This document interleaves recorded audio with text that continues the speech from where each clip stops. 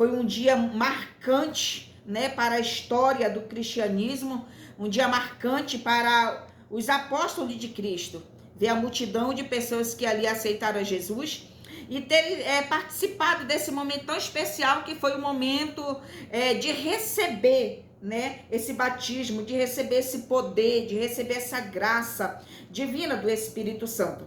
E então a gente sempre teve a ideia de que ali se iniciou a igreja primitiva, a gente sempre aborda alguns assuntos sobre a igreja primitiva. E é verdade, ali se inicia algo extraordinário para nossas vidas. E eu quero abordar com você aqui algo que é muito polêmico, muitas pessoas até gostam de estar debatendo sobre esses assuntos. A gente vai falar da lei, a lei e a graça, né? A gente vai entender hoje o que é lei e o que é graça. E se realmente a lei e a graça trabalham em conjunto, ou se hoje nós só podemos viver, se a gente só vive pela graça, a lei para nós não importa mais, a lei para nós não interessa mais. A gente vai entender isso hoje, né? Então, o livro de Mateus, capítulo 5, se você tiver com sua caneta, seu caderno, para você ir notando aí, vai ser muito bom, né? Então, a gente vai dar início, né? Vivendo a graça e cumprindo a lei. Irmãos, a coisa é tão séria que quando nós falamos de graça, quando nós abordamos esse assunto, muitas pessoas até interpretam falar de graça, é porque hoje eu sou salvo pela graça, porque hoje eu vivo pela graça. É verdade, nós vivemos pela graça de Cristo, graças a Deus por isso, louvável seja o Senhor por isso, porque vivemos pela graça. Mas o que a graça exige de nós? O que a graça requer de nós? Como é viver na graça cumprindo a lei? Como é viver na graça sem quebrar os princípios? Como é viver na graça, né, achando que a graça ela veio para nos salvar, para nos libertar? Mas o que a graça vai exigir de nós? Então a gente vai estar falando muito sobre esse assunto, né, nessa noite. E como Mateus capítulo 5, aqui é o cumprimento. Eu tomo isso aqui como segundo mandamento, né, dos 10 mandamentos. Temos aí os 10 mandamentos, que está no livro de Deuteronômio, e Mateus capítulo 5, né, sobre o sermão da montanha, a qual o Senhor ele vai estar instruindo, né, os seus discípulos, instruindo o seu povo, ali a continuar. Irmãos, é continuidade. Jesus, ele traz continuidade.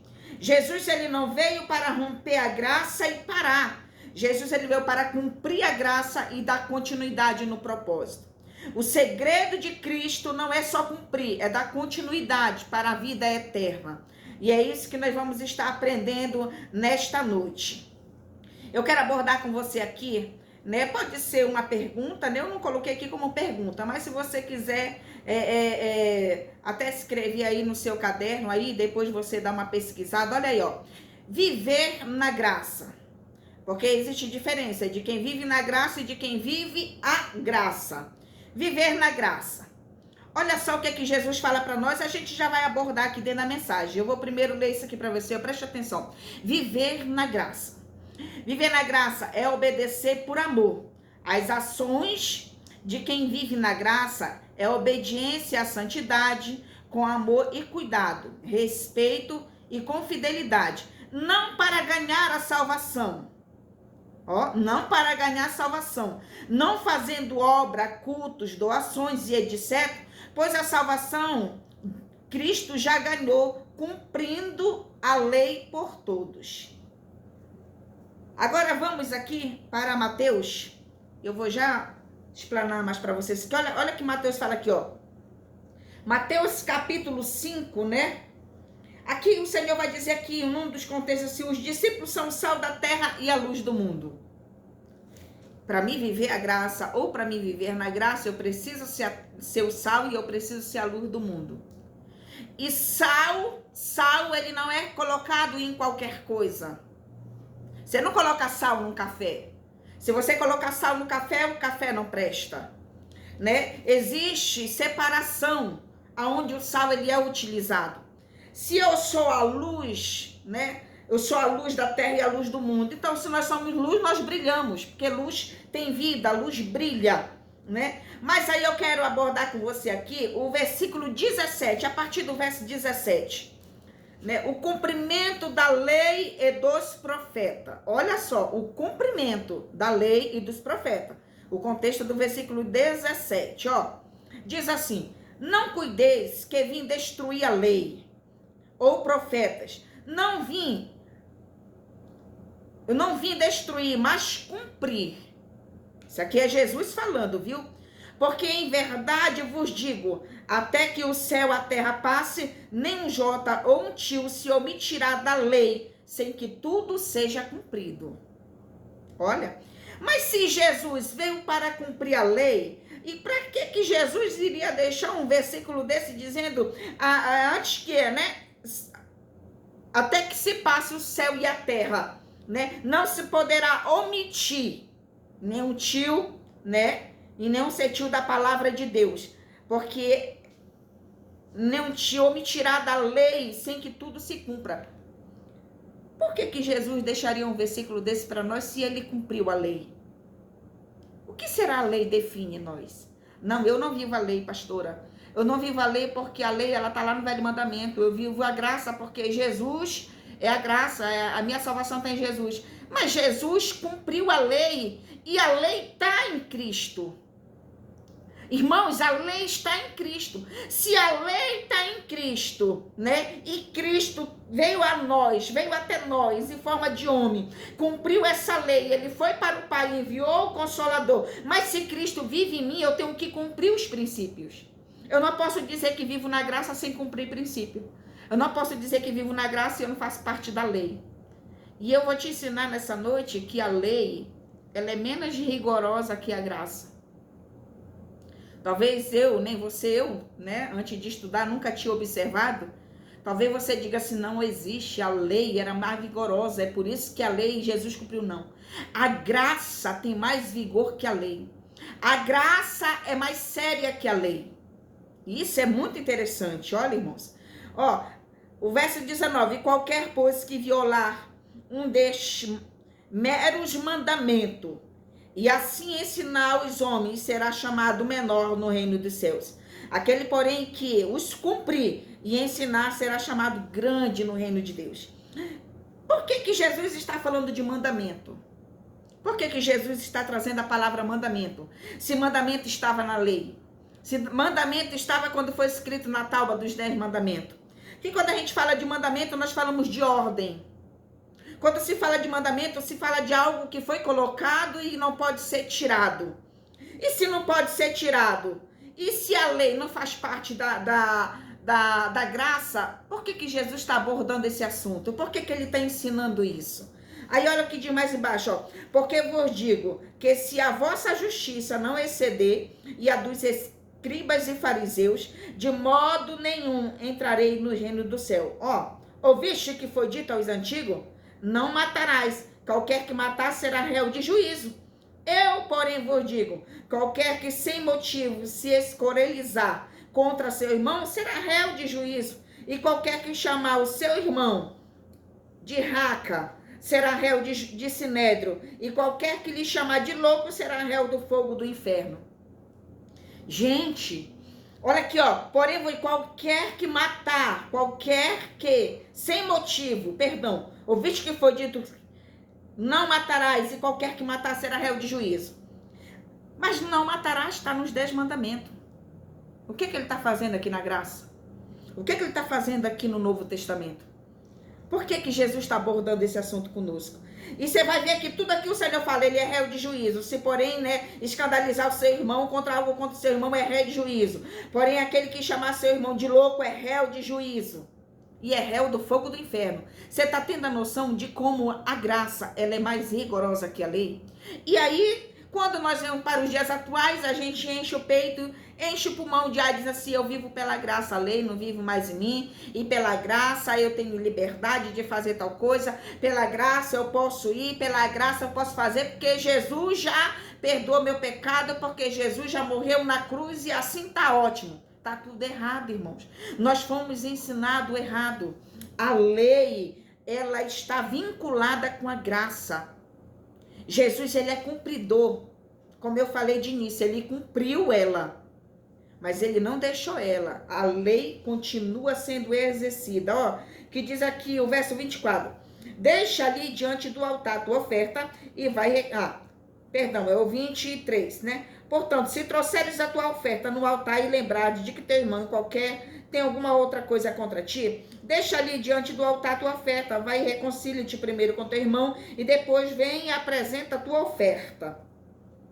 Aí ele vai trazer aqui para nós, dizendo assim, ó, concilia-te depressa com teu adversário, enquanto estás no caminho com ele, para que não aconteça que o adversário te entregue ao juiz e o juiz te entregue ao oficial e te encerre na prisão. Em verdade vos digo que de maneira nenhuma sairás dali, enquanto não passares o último cetil. Você está vendo como é que a graça funciona? Precisamos nos reconciliar com os inimigos. E o Senhor está dizendo assim, com pressa.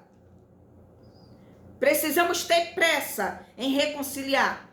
Precisamos ter pressa em viver a graça da forma que ela realmente é. Para que o adversário da nossa alma, irmãos, não nos enganem. Para que a gente não venha ser réu de juízo. Agora eu quero abordar aqui algo tremendo com você aqui, ó.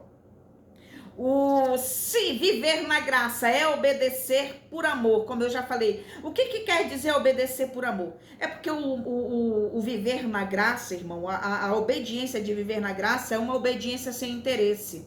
Eu obedeço porque eu quero salvação. Eu só jejuo porque eu quero ser salva. Eu leio porque eu quero ser salva.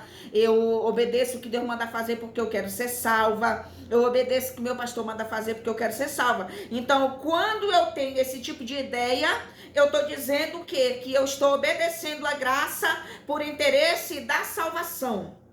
Então, obedecer na graça não é, irmão, um dever. Obedecer na graça é amor.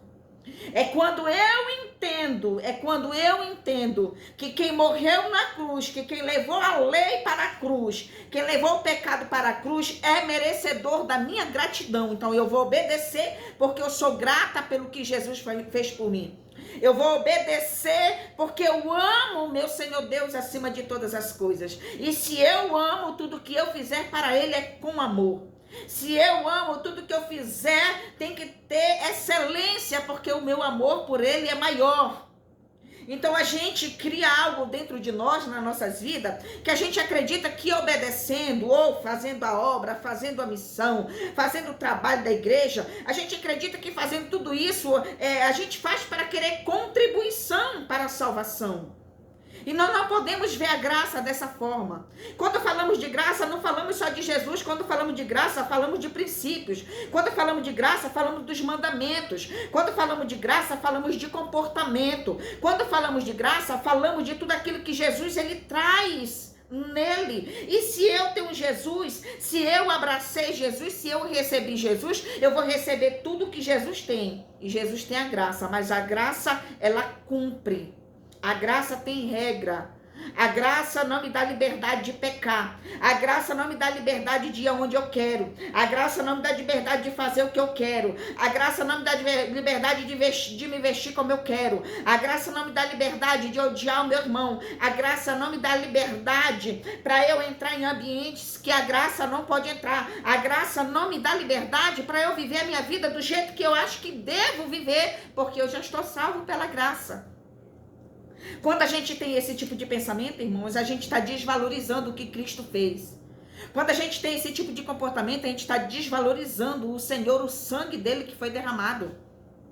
Mas quando você obedece pelo amor, quando você obedece a graça com amor, quando você jejua com amor, quando você faz a obra com amor, quando você é fiel não por medo, mas com amor, você está cumprindo a lei. Você está exercendo a lei. Você está exercendo os mandamentos do Senhor.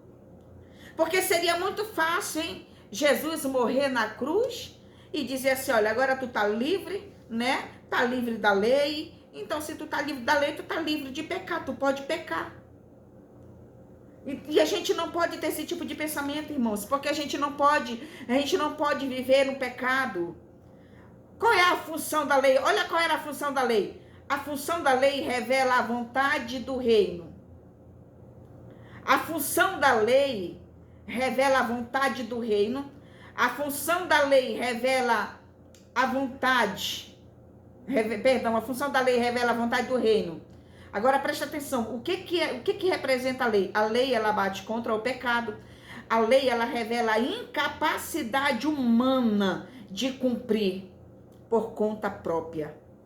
A lei revela a incapacidade humana de ser cumprida por conta própria. É por isso que Jesus desceu para cumprir aqui, eu e nem você podia cumprir. Nós somos incapazes de cumprir a lei. Nós somos incapazes de cumprir a lei. A natureza da lei, ela é santa, ela é justa, ela é boa. O problema nunca foi a lei. O problema nunca foi a lei. O problema sempre foi a natureza pecaminosa do homem. Até no Velho Testamento, o problema não era a lei. O problema eram as ações do homem. Eram as ações do homem pecador. Eram as ações do coração que desejava o pecado. Então a lei, ela é boa, irmão. A função da lei é revelar, né? É revelar que Deus, somente Ele tem um poder soberano. Porque muitas das vezes, quando a gente alcança algum nível, quando a gente chega em algum nível mais elevado, a gente tá achando que a gente já consegue fazer tudo, a gente tá achando que a gente dá conta de tudo, a gente tá achando que a gente vai chegar em lugares que não, eu já cheguei até aqui, eu chego até ali. Irmão, se nós não estivermos enquadrados na vontade de Deus, mesmo com a sabedoria e a capacidade que nós temos, a gente não vai chegar em lugar nenhum. A gente não chega em nenhum lugar. Qual é a relação da lei com a obra? A lei aponta para a necessidade de um Salvador, mas não tem o poder de justificar ou de aperfeiçoar um homem. Olha que interessante. Deus, ele é maravilhoso, irmão. Olha, eu vou ler de novo para você. Ó. A função da lei é revelar, né? É revelar a vontade de Deus, o pecado e a incapacidade humana de cumprir por conta própria. A natureza de Deus, ela é santa, ela é justa, ela é boa. O problema nunca foi a lei, sim a natureza humana. A relação da lei com a obra. A lei aponta para a necessidade de um Salvador, mas não tem o poder de justificar ou de aperfeiçoar um homem. Porque se a lei tivesse poder de tudo isso, o Senhor não teria descido. Jesus não teria vindo. O único que tem o poder de aperfeiçoar o homem, o único que tem o poder de fazer um homem se converter, de fazer o homem mudar a sua vida, se chama Jesus, que é o representante da graça. Porque o que está nele, irmão, o que está nele é algo tremendo, é extraordinário. Então, irmãos, a lei, a graça, perdão, viver a graça é consequência de estar vivendo um estilo de vida que reflete a salvação. Viver a graça é viver princípios e sendo testemunho de Cristo. Aí que a gente vai já voltar na mensagem, que é aí que nós vamos ouvir coisas extraordinárias de Deus. Olha aqui, olha o que a graça inclui. A graça inclui a busca à santidade. A graça inclui a obediência por amor. A graça inclui ter frutos e boas obras. A graça inclui buscar a Deus diariamente. A graça inclui a oração e a leitura da palavra bíblica, o jejum e a renúncia de tudo aquilo que nos afasta de Deus. Se é tudo de graça, por que a gente tem que se santificar? Se é tudo de graça mesmo, se a gente não precisa se preocupar com lei, se a gente não precisa se preocupar com o que representa a graça, para que eu vou ter uma vida contínua, uma vida diária de oração e jejum? Jesus morreu, ele já me perdoou. Todos os meus pecados ele já levou. Ah, então tá tudo ótimo, eu vou descansar, só vou esperar o dia do arrebatamento. É onde a gente se engana, irmão, porque Jesus, ele exige de nós. O Senhor, ele exige de nós uma formalidade muito grande para vivermos a graça dele. Ele exige de nós, ó, mas como um reflexo de gratidão, assim precisamos viver a lei. O amor genuíno de Deus, a graça não te dá legalidade de respeito com a lei, que Cristo carrega. Deixa Cristo é viver. perante ele, deixa Cristo é viver perante um mundo sem legalidade de salvação. E outra coisa que nós precisamos apresentar a Cristo, outra coisa que nós precisamos apresentar às pessoas é Cristo. Como é que tu está apresentando a Cristo? Tu apresenta ele com bom testemunho? Tu apresenta ele com boas ações? Tu representa ele com amor? Tu representa ele com humildade? Tu representa ele com longanimidade? Tu representa ele como? O que é que tu tem que representa, que reflete Cristo na tua vida? Porque quando nós vamos falar de graça, nós vamos falar de salvação. E muitas pessoas acreditam que salvação é pelas obras. Muitas pessoas acreditam que elas tendo obra, né, bastante obras, elas querem fazer tudo, elas querem trabalhar muito, elas querem fazer muita coisa para Deus. Não, eu quero trabalhar muito, eu quero fazer muito, né? Chama o Ezequiel para mim, por favor. Então eu preciso ter obra. Eu preciso fazer. E às vezes nós estamos cheios de obra. Às vezes nós estamos carregados de obra, a gente faz missão, a gente prega, a gente ganha alma, a gente faz tudo, mas não somos cumpridores da graça. A gente não tem um bom testemunho fora daquele momento de obra que a gente está fazendo. A gente não tem uma boa conduta fora do altar. Depois que termina a pregação, a gente já não tem boa conduta. Depois que termina o louvor, a gente já não tem boa conduta. A gente faz a obra, a gente leva o alimento na casa do órfão, da viúva, do necessitado, mas saindo dali a gente não tem boa conduta. A gente espalha o que a gente fez. A gente passa a espalhar o que a gente fez. A gente passa a comunicar, anunciar quais são as obras que nós estamos fazendo. E quando eu faço esse tipo de obra, quando eu faço doação, quando eu ajudo alguém, quando eu estendo a mão para alguém, e eu começo de mim mesma a anunciar aquilo que eu fiz, eu já perdi. Eu perdi a graça. Porque a graça, ela diz assim, ó, tudo que tu fores fazer e tudo que a tua mão direita der, a tua esquerda não veja. E nem saia, tem como aumentar para mim? E nem saia anunciando, nem comunicando. Não saia espalhando, porque o teu pai que está em oculto, ele... Pode me dar os que eu mandei para ti do meu contato? Que eu não consigo ver isso aí. Então, irmãos, agora vamos aqui na mensagem de Deus. Olha só o que a gente vai aprender aqui hoje, ó. No mesmo capítulo de Mateus, capítulo 5. Eita, Jesus. Versículo 27. Olha o que diz aqui, ó. Ouviste que foi dito aos antigos? Não cometerás adultério. Eu, porém, vos digo, qualquer que atentar numa mulher para cobiçar, já em seu coração cometeu adultério com ela. Sabe por que isso aqui é tão sério? Porque a lei não precisava pensar, a lei precisava de prática. Na lei tinha que praticar o adultério. Olha só o quanto a graça... Olha como a graça, ela é muito mais rigorosa que a lei. A lei, quando alguém era pego em ato de adultério, precisava adulterar, precisava se envolver com alguém, precisava cometer o pecado na prática. Mas na graça é diferente. O Senhor está dizendo que qualquer que cobiçar uma mulher já em seu coração cometeu adultério com ela. Ele não precisou tocar, a mulher não precisa tocar, só foi em cobiçar, cobiça como com os desejos, com os pensamentos, olhar para alguém e começar a cobiçar aquela pessoa, em seu coração ele já cometeu adultério. E eu te pergunto, Cristo destruiu a lei ou a lei ainda continua em Cristo? A lei ainda continua em Cristo, é por isso que ele está sendo mais rigoroso.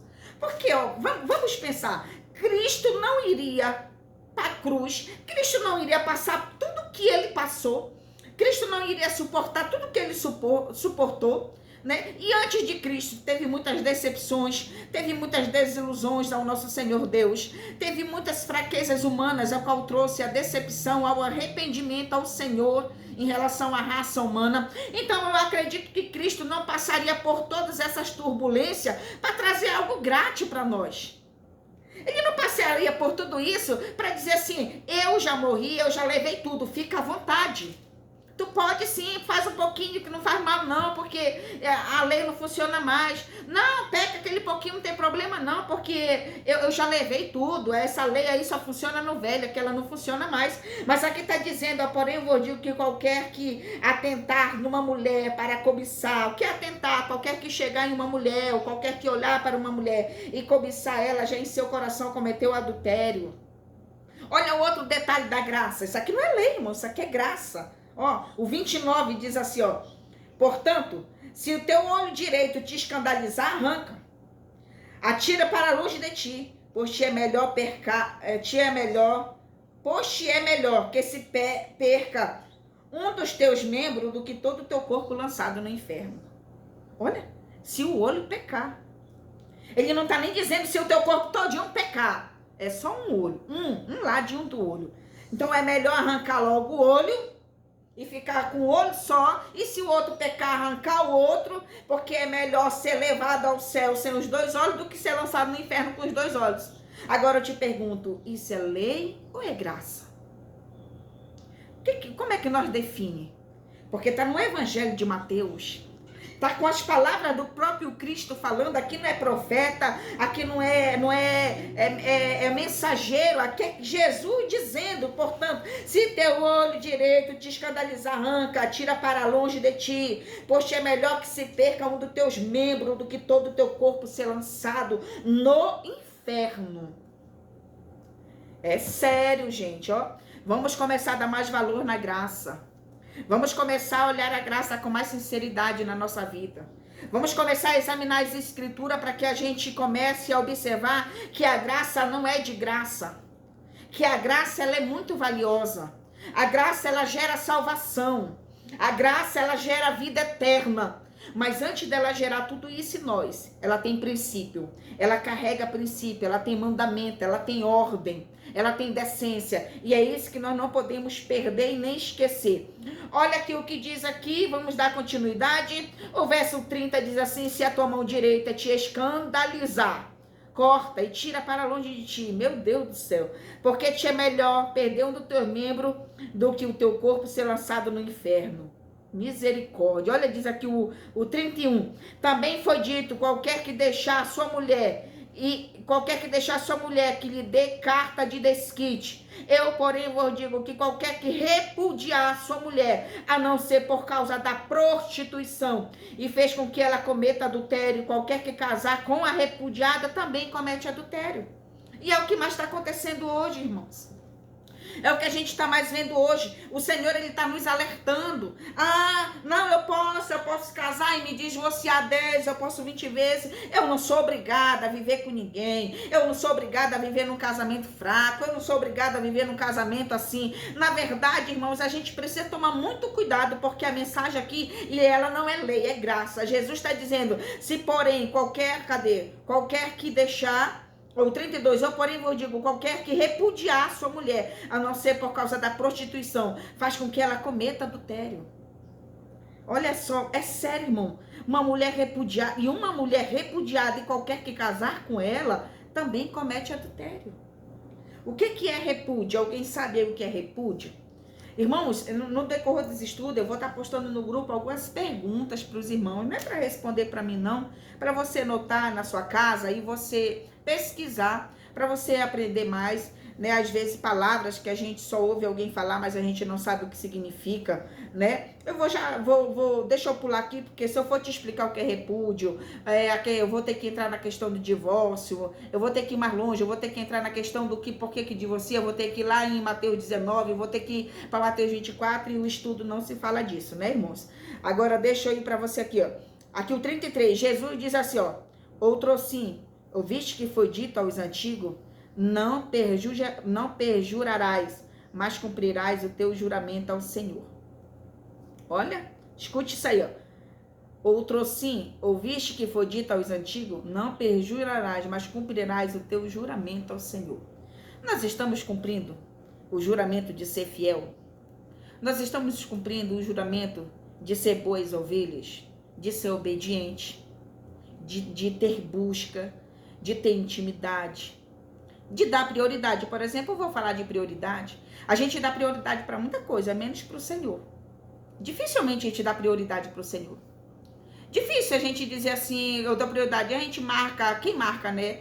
A pessoa marca salão, marca manicure, marca cabelo, marca um aniversário, marca uma reunião com os amigos, marca uma reunião em família, um almoço de domingo, se dedica, passa a manhã inteira na beira do fogão cozinhando, com alegria, com amor. A gente marca encontro com os irmãos da igreja, a gente marca tanta coisa para fazer, irmãos, né? A gente marca tantos momentos que pra gente é importante, que a gente acaba tirando a prioridade, que é Cristo. Dificilmente a gente priorizar o que Deus quer. Dificilmente a gente prioriza quando o Senhor ele quer que a gente tenha uma vida contínua de oração. E às vezes a gente ora 2 vezes na semana. Dificilmente a gente prioriza em querer jejuar por agradecimento ao que Cristo fez por nós na cruz. A gente procura jejuar quando a gente está querendo algo em troca. Então, se a gente parar para analisar, a gente está sendo muito negligente com as coisas do Senhor. Estamos sendo negligentes com a graça. E a graça, irmãos, ela é tão extraordinária que a gente precisa ter gratidão pelo que Jesus fez e pelo que Jesus é e continua sendo na nossa vida. Então eu não posso dizer que eu vivo a graça, eu não posso dizer que eu estou na graça, se eu não cuido do que a graça me oferece. Eu não posso dizer que eu sirvo a graça. Eu estou na graça há 20 anos, há 30 anos, eu já sou crente há tantos anos, eu conheço a Bíblia de Gênesis, Apocalipse, pode conhecer 30 vezes a Bíblia, mas se não vive o que a graça aplica na tua vida, tu não conhece a graça, tu também não está na graça. Tu apenas fala da graça. Tu apenas te enganando, sentindo emoção passageiras e achando que é a graça. Porque a graça, ela é permanente. Jesus, ele é permanente. Jesus, ele é eterno. Jesus, ele não vive de passeio. Jesus, ele não tem que entrar na minha vida, na tua vida, na minha casa, na tua casa, para fazer visita. Ele tem que fazer morada. Ele tem que habitar. E para ele habitar na nossa vida, a gente precisa carregar os mandamentos e os princípios que a graça nos aplica. É a graça. Se a graça está dizendo que eu não posso adulterar, eu vou ficar desejando marido alheio ou homem qualquer? O homem vai ficar desejando mulher alheia? Não vai, irmão, porque está dizendo que qualquer que cobiçar em seu coração já é um adúltero. E às vezes a gente está esquecendo dos mandamentos. Aqui no livro de Mateus, capítulo 5, irmão, é só a continuidade. Eu não vou nem dar como continuidade. Aqui Aqui, irmãos, é o exemplo dos 10 mandamentos que está em Deuteronômio. É a mesma coisa, não muda nada, só muda algumas palavras e aqui é com mais vigor. Olha o que o Senhor diz aqui, ó. O 35, irmãos. Pode pegar a tua Bíblia lá para mim, a minha Bíblia lá, a outra Bíblia para mim, por favor. Você aí que está com a Bíblia, se você puder aí examinar lá em Deuteronômio, né, os 10 mandamentos, deixa eu só pegar aqui pra gente ver aqui, olha o que diz aqui, ó. Eu, porém, vos digo, né, aqui, outro assim, visto que foi dito os antigos, né, não perjurarás, nem cumprirás, e não perjurarás, mas cumprirás os teus mandamentos ao Senhor. Eu, porém, vos digo que de maneira nenhuma jurei, nem pelo céu, porque é o trono de Deus, e nem pela terra, porque é os cabelos de seus pés, e nem por Jerusalém, porque é a cidade do grande rei. Entra no Deuteronômio lá, nos 10 mandamentos. Irmãos, olha aqui. Vem aqui, deixa eu te falar aqui, ó. Não jureis, nem pela terra, ou nem pelo céu, porém eu vos digo, que de maneira nenhuma jureis, nem pelo céu, porque é o trono de Deus, e nem pela terra, porque é os cabelos de teus pés, e nem por Jerusalém, porque é a cidade santa do grande rei. Nem jurarás pela tua cabeça, porque não se pode tornar um cabelo branco ou preto. Seja, porém, o vosso falar, se ensina ou não. Quando ele está falando isso aqui de não jurareis, a gente tem aqueles costumes, né? Aqueles velhos costumes de dizer, não, eu juro pela minha mãe. Eu juro pelo fulano. Não, eu juro pelo trono de Deus, pelo céu de Deus. Quando a gente usa essa expressão, a gente está pecando. Isso aqui é antibíblico, usar esse tipo de expressão, porque a gente jura a Bíblia nem pela terra, nem pelo trono de Deus, pelo céu que habita o trono de Deus, nem pela terra, porque os cabelos de seus pés, nem por Jerusalém, porque é a cidade do grande rei. Interessante, né, irmãos? Então, às vezes, tem crente que ele tá na igreja, mas ele ainda não perdeu os velhos costumes. Tudo que fala para ele, eu te juro, é verdade, eu te juro. Não, eu juro pela fulana, eu juro pela minha mãe, eu juro pelo meu pai. Né? Então, quando a gente faz esse tipo de uso dessa linguagem, a gente está indo contra os princípios da graça. Tá bom? A gente tendo conta. Por quê? Porque seja, porém, o vosso falar. Sim, sim, não, não. Porque o que passa disso é de procedência maligna. Quando eu começo a usar, não, eu juro pelo céu, eu juro pelo trono de Deus, eu juro pelo nome de Jesus, eu juro pela terra, né? Porque a terra foi feita por ele, pelas mãos do Senhor. Quando a gente tem esse tipo de comportamento, a gente ainda está vinculado, irmãos, a bases de velhas criaturas, de fragmentos que viemos trazendo, porque aprendemos assim, fomos gerados assim, e isso não se pode acontecer. Isso também está aplicado dentro da graça. Não podemos jurar pelaquilo que não é nosso. Eu não posso jurar pelo céu nem pelo trono, porque lá está o trono de Deus. Então, quando eu estou fazendo esse tipo de uso, eu estou me justificando, eu estou querendo forçar que alguém que está me ouvindo acredite naquilo que eu estou falando. E eu não posso fazer isso, né? Porque a Bíblia diz aqui, ó, seja porém o vosso falar, se não, o que passa disso é de procedência maligna. Então, quando você jura, é de procedência maligna. Quando você quer fazer uma pessoa acreditar na tua fala, é de procedência maligna, né? Então, irmãos, a gente vai entender aqui no verso 38. Olha aí, enquanto nós estamos dizendo, Jesus, eu vivo pela graça, irmão. A gente vê muitos, né? Muitos crentes gostam de estar debatendo. Eu vivo pela graça, eu não vivo pela lei, não. A lei não faz mais parte, Jesus já veio. Mas olha o que a graça está ensinando aqui, ó. Escute essa uma aí, ó. Ouviste que foi dito olho por olho e dente por dente? Eu, porém, vos digo que não resistais ao mal, mas se qualquer te bater na face direita, ofereça-lhe também a outra. Será que nós temos coragem de fazer isso? Será, irmãos, se nós temos coragem de fazer? Será que a gente suporta o olho por olho e dente por dente? Será que se alguém chegar e dar um tapa em mim, será que eu suporto? Né? Então a graça, irmão, a graça ela é muito rigorosa. E a gente precisa ter muito cuidado, porque isso faz parte da igreja de Cristo, né? Vamos dar continuidade aqui, ó. Vamos para o 43. Ou 42. Eu parei no 30. Eu parei no 39, né? Vamos para o 40. Ó. E qualquer que quiser pleitear contigo, tira-te a vestimenta, larga-lhe também a capa. E qualquer que te obrigar a caminhar 1 milha, vai com ele 2. Quem faz isso? Você faz? A gente já não quer caminhar com ninguém. A gente já não quer nem ajudar o irmão a caminhar 1 quilômetro para ir fazer a obra de Deus com ele, vai ajudar a caminhar 1 milha com ele. Irmãos, o negócio é sério. E qualquer que pleitear contigo, e qualquer que obrigar você a caminhar 1 milha, vai com ele 2. Ó, dá a quem pedir e não te desvia daquele que quiser que ele empreste. Né? A gente tá vendo um tempo tão difícil, um tempo que o povo diz assim, eu que não vou dividir. Eu não vou dividir com a conquista, por isso eu trabalho. Não, Deus já me dá um esforço. Quem quiser que vá buscar, quem quiser que se esforce, quem quiser que trabalhe para comprar, porque eu não vou dividir, não. Eu é que não vou fazer isso, mas aqui, ó, e ainda tá achando que a lei é ruim. Mas aqui no Novo Testamento, o Senhor tá dizendo aqui, ó, qualquer aqui, ó, da quem te pedir e não te desvie daquele que quiser te emprestar. Você tá vendo como é? Às vezes as pessoas estão dentro da igreja, às vezes as pessoas louvam muito, as pessoas oram muito, as pessoas jejuam muito, às vezes as pessoas conhecem muito a Bíblia, as pessoas pregam muito, as pessoas cantam muito, mas ela não gosta de abençoar a vida de ninguém. Na hora de alguém vir pedir algo para ela, na hora de alguém vir emprestar algo dela, ainda está dizendo, não pode fugir daqueles que querem te emprestar.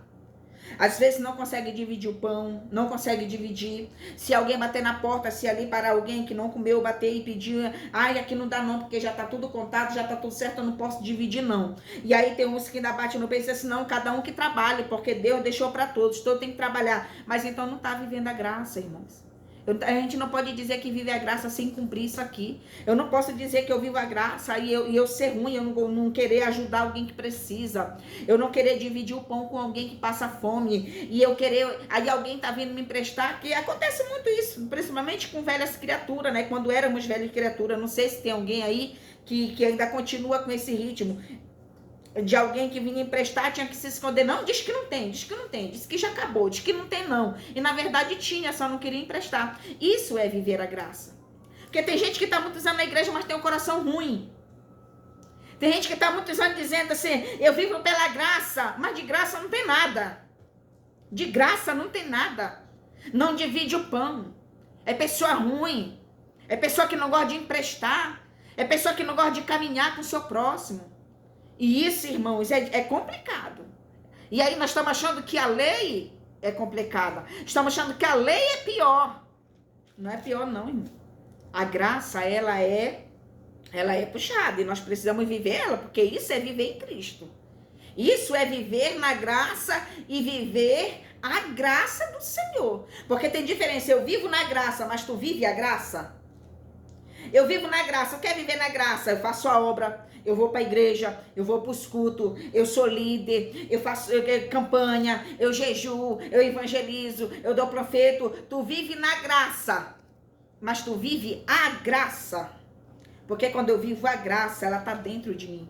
Tá os princípios, os mandamentos, tá os ensinamentos. Se Cristo disse assim, olha, se te pedir, tu tem que dar como eu vivo a graça. Eu tenho que dar a alguém que está me pedindo. Não importa de como é que ele vai fazer o uso, eu tenho que dar, eu tenho que abençoar. Isso aqui é lei. Isso é bíblico. Aí diz assim aqui, ó. Ouviste que foi dito, 43, ouviste que foi dito, amarás o teu próximo e aborrecerás o teu inimigo? Eu, porém, vos digo, amai os vossos inimigos e bendizei os que vos maldizem. Fazei o bem aos que odeiam e orai pelos que vos maltratam e perseguem.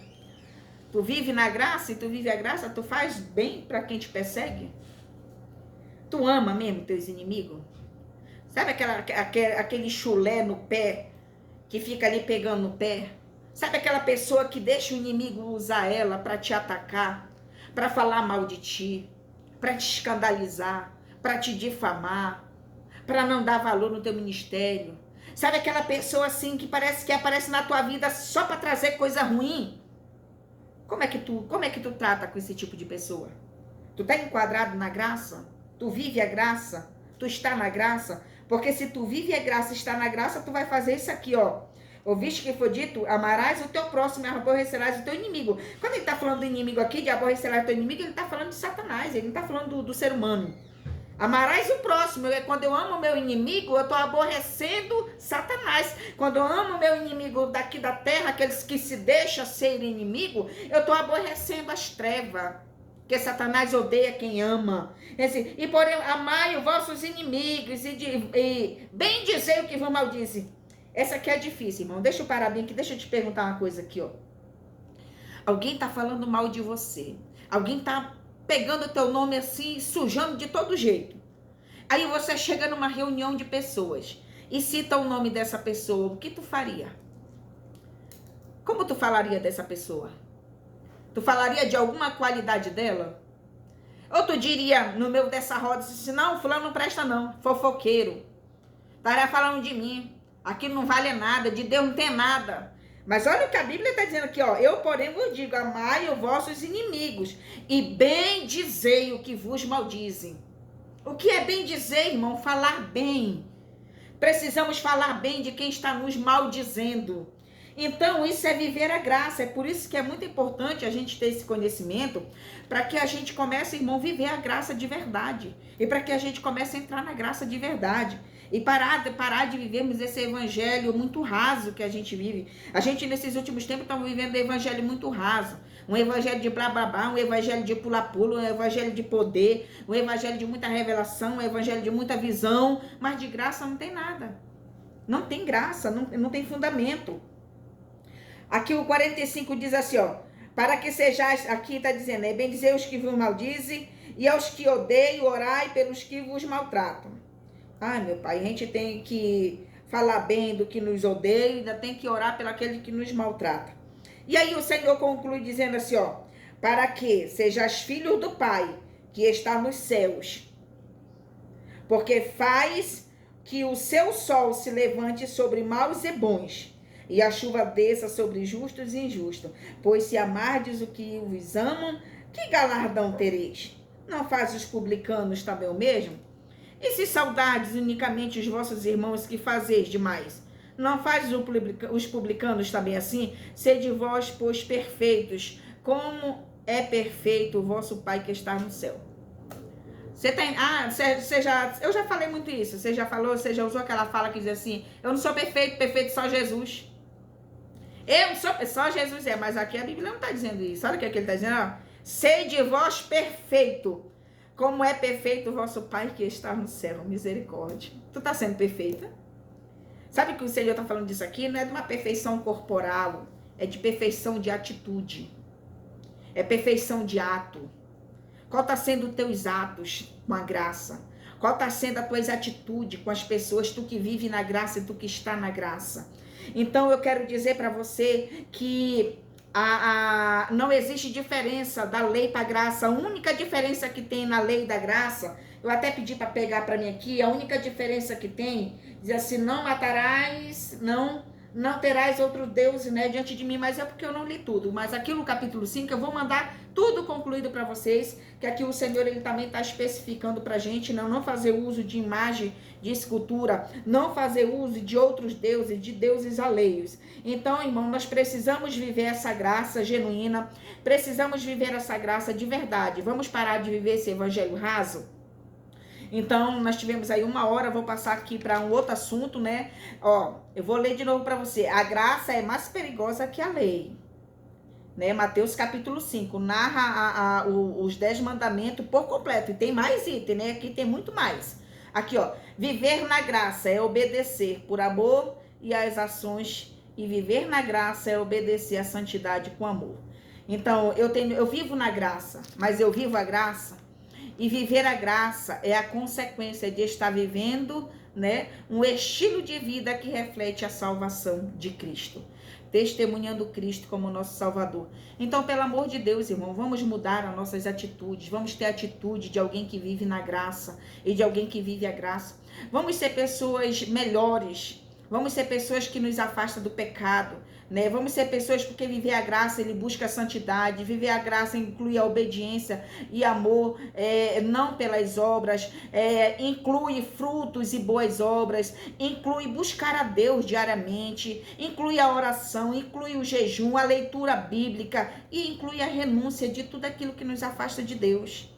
Então vamos começar a olhar para a graça sem nos desfazermos da lei, porque Jesus é a lei, e ele que a graça ela está dentro dele, a lei está dentro dele. E para nós chegarmos até ele, não é só olhar e dizer ele já morreu, deu a salvação. Para nós chegarmos até ele, nós temos que estar incluído em tudo isso. Nós temos que estar incluído nessa graça. Desde o início foi assim, irmãos. Quando Jesus ele concluiu o ministério dele, foram 3 anos. Foram 3 anos que ele nem permitia que os discípulos jejuassem. Foram 3 anos que ele mesmo jejua para dar exemplo aos seus discípulos. Foram 3 anos de ensino, foram 3 anos de instrução. Foram 3 anos alimentando os seus apóstolos para que eles tivessem esses exemplos para dar continuidade. Então até hoje nós estamos vendo o exemplo bíblico, o exemplo do cumprimento da lei. Isso aqui, ó, aqui no verso 17, que é o contexto, diz assim, é o cumprimento da lei dos profetas. Precisamos cumprir, irmãos, tudo aquilo que o Senhor nos... Aqui Jesus não deixou isso aqui para ele. Ele não ia escrever aqui, não cuidei de vir destruir a lei ou os profetas, mas eu vim cumprir. Aqui Jesus disse, não matarás. Jesus está falando para ele, não matarás não. Jesus está dizendo, isso aqui é para ele já fez isso aqui não, ele está falando para nós. Elisa, não matarás. Elisa, não furtarás. Elisa, não farás falso testemunho. Elisa, não mentirás. Elisa, não adulterarás. Elisa, não faz para ti imagem de escultura. Elisa, me ama acima de todas as coisas. Ama o teu inimigo como a ti mesmo, o teu próximo. Irmãos, é coisa extraordinária. Então a gente precisa viver a graça como ela é. A gente está vivendo uma graça muito pequena, porque a gente às vezes nem entende o que significa graça. A graça, ela traz tantas coisas para a nossa vida. Quando eu estou na graça, a minha vida mudou. A graça, ela modifica, a graça, ela transforma. A graça, ela traz novos comportamentos. Então, antes a gente era pessoas ruins, antes a gente era pessoas escassas. As pessoas vinham pedir, a gente dizia que não tinha, a gente não dividia. A gente era uma pessoa que não tinha esse amor de Deus, mas hoje eu vivo na graça. Hoje, ainda que eu tenha um pão só, alguém vem me pedir, eu dou o pão todo, eu divido, mas eu preciso viver a graça de Cristo que está em mim. Para mim ter essa salvação, para mim manter a presença de Deus em mim, a presença do Espírito Santo, eu preciso ter a graça dentro do meu coração, né? Para que eu viva, né, irmão, inteiramente. Então a gente precisa, irmãos, viver isso, a gente precisa vivenciar isso. Então, antes de Cristo, né, quando Cristo ele conclui essa obra, ele conclui essa missão, que ele morre, aí vai iniciar, irmãos, a nova igreja. Não é nova igreja, vai iniciar a igreja para cumprir o que ele deixou, né? 50 dias após a morte de Cristo, 50 dias após o crucifixo de Cristo, né? E depois da ressurreição, claro que ele aparece para os discípulos, vai dar início, irmão, a igreja do Senhor, que é a igreja primitiva, vai se dar início. A igreja de Deus. Em Atos dos Apóstolos, capítulo 2, né? A gente vê que dá início ali a igreja de Cristo. Só que quando se dá início a essa igreja, quando se dá início, que chama a igreja primitiva, né? Quando se dá início a isso, irmão, os discípulos estão ali naquele momento. Atos dos Apóstolos, esse capítulo 2, ele acontece dentro de Jerusalém. E ele acontece basicamente no mesmo lugar, exatamente no mesmo lugar aonde foi a última Santa Ceia. Dentro desse mesmo ambiente, dentro desse mesmo lugar, os discípulos estão reunidos, né? Pedro vai fazer a sua primeira pregação. 50 dias, marca aí, ó, 50 dias depois da morte de Cristo, né? Atos dos Apóstolos, capítulo 2, vai acontecer. Ali os discípulos estão todos os 12 reunidos e ali vai se iniciar a igreja primitiva. Vai se iniciar a igreja que até hoje tem, que é a igreja de Cristo. Então, o que acontece? Aquele momento foi um momento marcante para a igreja de Deus. A primeira pregação que Pedro vai fazer, ele ganhou 5.000 almas para Jesus. Só a primeira, hein? Quando ele faz essa ministração, irmãos, foram 5.000 almas que se rendeu aos pés do Senhor. Quando se rende essas 5.000 almas que eles estão ali pregando, anunciando, desce o poder do Espírito. A Bíblia diz que ali desce o Espírito Santo de Deus e todos são batizados pelo Espírito Santo de Deus. Irmãos, era só o que faltava para começar. Era só o que faltava para começar a ser expandido o evangelho. Era só o que faltava para começar a entrar a graça nos lares, nas famílias, nos viciados, nas pessoas que estavam longe de Deus, né? Então, quando Pedro ele faz essa pregação, que ganha 5.000 almas para Jesus, desce ali o poder do Espírito Santo, ali vai dar um início. Então, o que eles observaram? Eles observaram que ali deu resultado. Então, nós vamos dar continuidade. Eles estavam quietinhos. Depois da morte de Cristo, eles ficaram quietinhos, receiosos. Eles faziam, irmão, grupos escondidos. Não iam para a igreja igual hoje, para templo. Eles faziam grupos escondidos nas casas, nos lares, para que eles pudessem estudar, para que eles pudessem falar de Cristo, ter a comunhão para com os outros. E ali começa a se crescer, né? E naquela época, sabemos nós que quem comandava, né, era o Império Romano. O Império Romano que é até hoje um dos impérios muito fortes, muito poderoso, né? E o Império Romano, ele comandava ali, irmãos. Só que eu quero abordar com você aqui, nessa noite aqui, falando de igreja primitiva,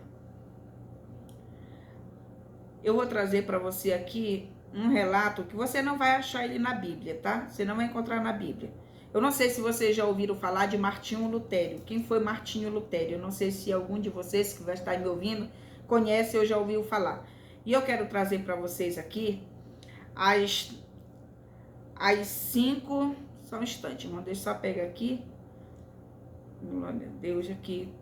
Como é que enxerga essas letras tão pequenas? Jesus, dá-me graça.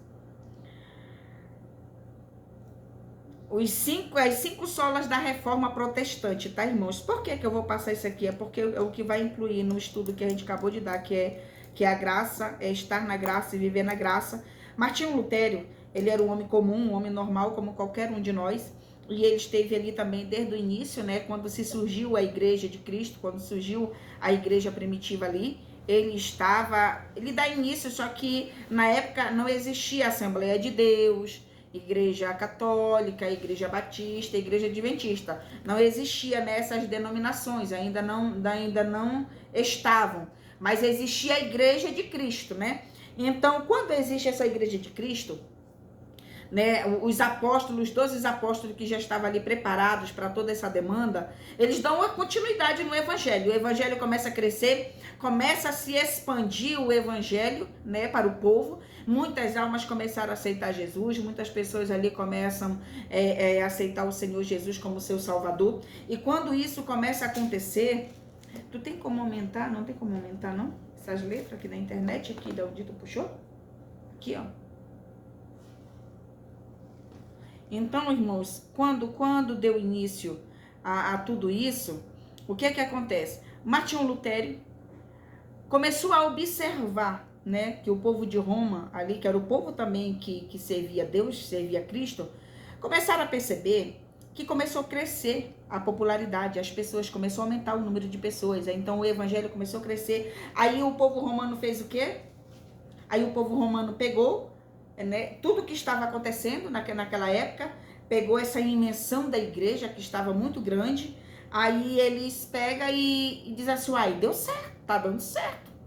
Então o que a gente vai fazer? Né? A gente vai estabelecer essa religião dentro do catolicismo. Eu quero, aqui vai ser a igreja católica, né? Vai ser aqui, os católicos aqui vão ter que obedecer a Roma, né, que era um dos maiores países de época, vão ter que obedecer a Roma. Aí eles vão e escolhem alguém para ser o Papa, né? Então, quando eles escolhem alguém, então eles têm a tese, né? Até em dias atuais, eles têm a tese de quem você já ouviu aqueles católicos dizer, não, a igreja católica é a mais antiga, a igreja católica foi a primeira. Na verdade, ela não foi a primeira, irmãos, ela foi a segunda. A primeira foi a igreja de Atos dos Apóstolos, quando inicia, né? Quando se funda isso tudo. A igreja católica vem desse crescimento, o povo, né, romano, né, o católico romano, vem desse crescimento, então adotou e colocou o nome, né? Diz assim, não, nós vamos ser a igreja católica. E quando eles começam a fazer isso, daí eles começam a trazer para dentro, né, desse chamado, as imagens de escultura. E quando começa a vir as imagens de escultura, aí entra Martinho Lutero em ação.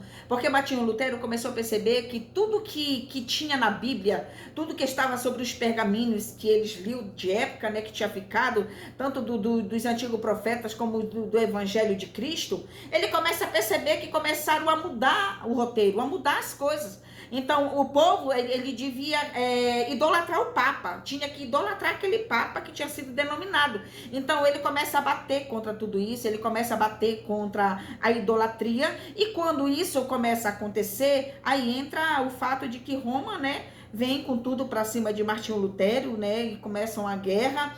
E ali ele começa a ser perseguido pelo povo romano, né? Então, só para esclarecer para você, mais uma vez, a igreja do Senhor deu início em Atos 2 dos Apóstolos, e logo em seguida, né, aí depois, não fala o tempo, mas depois a igreja católica, ela entra em ação, a igreja de Roma entra em ação e começa a implantar, e daí começam as divisões. É por isso que hoje tem Ministério Assembleia, Ministério Madureira, Ministério Deus e Amor, Ministério Batista, Ministério de Missão. Por isso que hoje tem, porque na verdade veio lá de trás, e aí começou a divisão, né? Foi aí que começou a divisão. É por isso que hoje nós temos dificuldade de ver o evangelho genuíno, porque nós já fomos gerados na divisão. Nós já viemos de um povo que já está na divisão, a igreja começou a se dividir, o povo começou a se dividir, sabe, irmãos? Então, e aí você me pergunta, o que tem a ver Martinho Lutero, né? O que é essas 5 solas da reforma protestante, né, irmãos? Eu vou tentar ler para você aqui, né? A primeira sola Eu não vou conseguir ler. Eu vou ter que passar tudo no grupo. Eu não vou conseguir ler por causa da imagem, irmãos. Não tá dando na minha visão. Para eu conseguir passar para você aqui, eu vou mandar tudo no grupo para você. Aí lá no grupo você vai ver eles todo bem detalhado. Pede para ele desbloquear. Então, irmãos, aí a gente vai o quê? Para a igreja primitiva. A igreja primitiva, quando ela surgiu?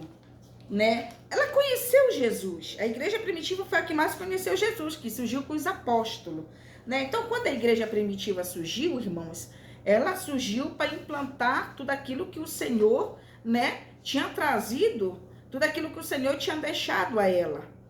Então, eu quero falar com você aqui agora, irmãos, sobre, né? Aqui, eu vou ler para você aqui, tá bom? A igreja primitiva começou logo após a morte de Cristo, com a fundação da comunidade de seguidores em Jerusalém, no dia de Pentecoste.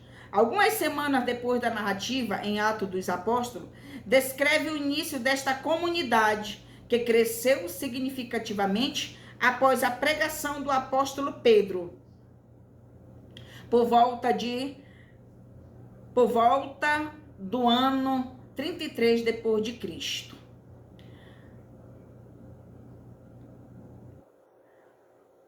O surgimento da igreja primitiva é marcado pelo evento do Pentecoste, que ocorreu há cerca de 50 dias após a ressurreição de Jesus. A ação do Espírito Santo nesse dia, os apóstolos receberam o Espírito Santo e Pedro proferiu o seu primeiro grande sermão público, que resultou a conversão, quero pedir perdão aqui que eu errei a numeração ainda agora, viu? A conversão de 3.000 almas para Jesus, né? Formando a primeira comunidade cristã em Jerusalém. A pregação de Pedro no Pentecoste é vista como um marco fundamental para o início formal da igreja primitiva a partir de uma pequena congregação de seguidores. Então, a igreja do Senhor, ela inicia aí. Ela inicia, né, com a quantidade, primeiro os discípulos, eles começaram ali a falar, e através da pregação de Pedro, né, foram ali 3.000 almas para Jesus. Então, ali deu-se o fundamento e o início da igreja primitiva a partir dessa pequena congregação de seguidores, tá, irmãos? Quando eu falo de congregação, estou falando de pessoas, de agregados, não é de templo, tá bom? A gente não vai entrar hoje nessa parte de templo, o que é, se é pecado mesmo não congregar em templo, se vai para o inferno, como muita gente, né, aí fala, né? Aí o que acontece? Depois disso, né, surgiu aí entra o povo católico, né, que eu acabei de comentar com você. Olha, a igreja católica surgiu nos primeiros anos após a morte de Cristo, por volta do século I. A partir das primeiras comunidades cristãs, quem começou a primeira comunidade cristã foi Pedro, tá bom? A partir das primeiras comunidades cristãs, fundada pelo apóstolo. Sendo a igreja considerada uma constituição, foi iniciada por Jesus, embora as origens remotem a Cristo, ela foi formalmente reconhecida como religião do Estado do Império Romano. O que acontece, irmão? Quando a gente serve a Cristo, que a gente começa a trazer tudo que não é de Deus para nossas vidas, a gente começa a desviar o céu de nós. A gente começa a distorcer.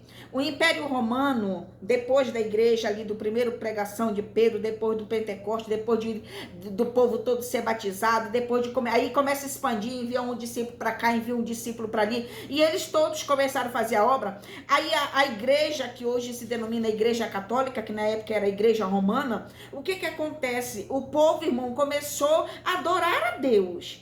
É por isso que eu não sei você, mas eu tô te falando isso aqui porque um dia um católico, ou talvez na tua casa tenha católico, e você não sabe como abordar as coisas com ele, né? Quando ele fala assim, a nossa igreja é a igreja de Cristo, é verdade, ela era uma igreja de Cristo, mas ela deixou de ser uma igreja de Cristo quando começaram a colocar nela aquilo que não era de Cristo.